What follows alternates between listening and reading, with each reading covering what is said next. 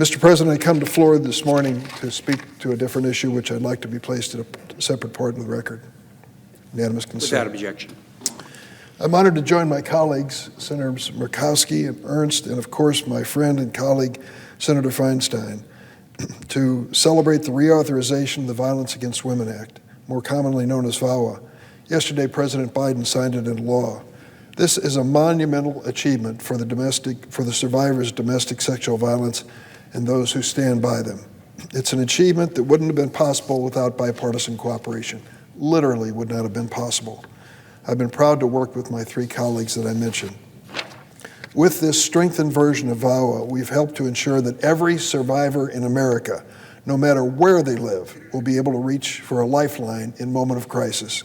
We've expanded and authorized services for rural survivors, survivors in need of culturally specific services, and LGBTQ survivors. We've reauthorized programs that ensure survivors and their families can access housing, health care, essential support services. We've improved rape prevention and education, as well as services and protections for young survivors.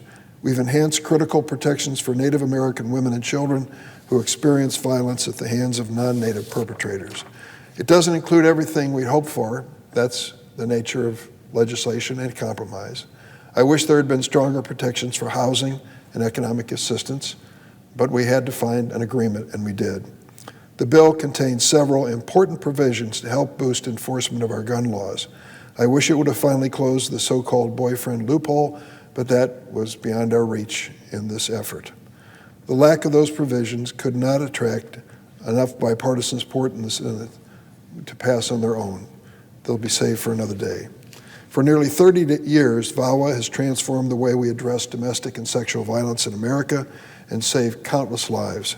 At a moment when nearly 1 in 3 women, 1 in 3, have experienced some form of physical or sexual violence, a crisis that's grown worse during the pandemic, VAWA is going to help save lives.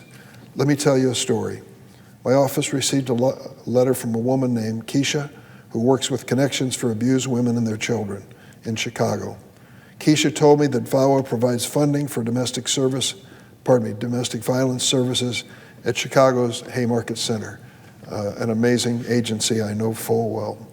She shared the story of Cassandra, who was receiving treatment at the Center for Substance Abuse, and disclosed to her counselor that she was the victim of abusive treatment. Her counselor referred her to VAWA, and that programming gave her an opportunity to, quote, open up about the emotional, financial, and physical abuse she'd suffered for years at the hands of an abusive husband. Keisha wrote, after weeks of domestic violence psychoeducation, a supportive network encouraging her, and her own personal resilience, Cassandra decided that if she wanted to remain in recovery and not relapse, she had to find a new home, away from her abuser. With the help of her domestic violence counselor, Cassandra was able to break free and transition into temporary housing. She's been able to gain financial independence and find a job. She's remained on her path to recovery, a success story, and a reminder that VAWA doesn't just help save lives, it gives survivors the power to rebuild their own lives. VAWA also provides funding for educational programming, and it's done it so well. I want to thank Senator Feinstein, Senator Ernst, Senator Murkowski for their partnership and tireless leadership in getting this bill addressed, introduced, and crossed the finish line. I want to thank their staff, Jessica Jensen, Senator Feinstein's chief counsel, as well as Nick Zanikis, her former chief counsel, Corey Becker, Christina Sessick, Senator Ernst, legislative director and general counsel, and Anna Dietrich, Senator Murkowski's legislative assistant. On my Judiciary Committee staff, I give thanks especially to Stephanie Trefone, Nicole McLean-Walton, and Chastity Burns. I want to thank the other members of the committee and of jurisdiction and their staff, along with Ranking Member Murkowski and the minority staff on the Indian Affairs Committee chaired by Brian Schatz. They have done an extraordinary good job, bipartisan job, when it comes to Native Americans. Chair Murray and the staff of the Health Committee, Chair Brown and the staff of the Banking Committee, Chair Wyden and the staff of the Finance Committee were part of this victory.